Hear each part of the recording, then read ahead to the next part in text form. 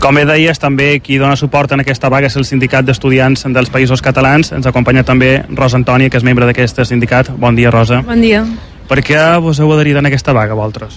Home, avui era un dia de molta visibilització del moviment estudiantil i creiem que havien de sortir al carrer, encara que nosaltres ens fixem més en el marc de Països Catalans, no tant estatal, però creiem que avui era un bon dia per sortir i fer veure-nos, a part de que també hem convocat amb 2 sindicats més que hi ha a Palma actualment, que són Front Estudiantil Anticapitalista i l'Unió Sindical d'Estudiants, i creiem que avui havien de sortir no només per reivindicar la reversió de Salonques, sinó també per demanar més pressupostos, perquè als instituts n'hi ha molts que no tenen les condicions adequades, reducció de ràtios per les reteades, que hi hagi una aula amb 35 estudiants i un professor és impossible la interactuació, que és bàsica, i també també volien per demanar més formacions professionals, ja que hi ha molta gent que potser sabeu que no sap què ha de fer o fa batxiller per obligació, perquè potser el que volia fer CFP no està a Mallorca, ha de sortir,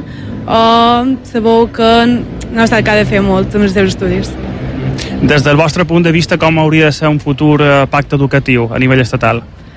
Home, des del nostre punt de vista, l'educació de qualitat ha de potenciar la personalitat de la persona, no? La seva persona s'ha de poder desenvolupar, però d'una manera de col·laboració i cooperació amb els altres estudiants.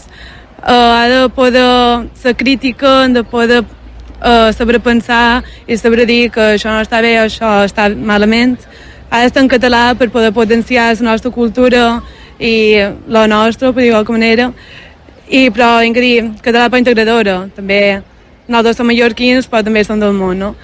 I també ha de ser coeducadora, sense cap rol masclista, posant igualtat en les dones, renovant el sistema d'educació, el sistema d'educació, posant les dones en els... això. I bàsicament, això, més o menys. Teniu pensat dur alguna acció més de protesta a curt termini, a banda d'aquesta vaga d'avui? Avui ja estem mirant com sortirà aquesta vaga, que esperàvem que bé, perquè ja veiem bastanta gent. I després, quan hem sabut d'aquest Pla Nacional d'Educació, estem preparant més protestes i tal, però està com en una fase de preparació. Però a part, els nuclis de cada institut anar fent reivindicacions contínues per conscienciar els estudiants.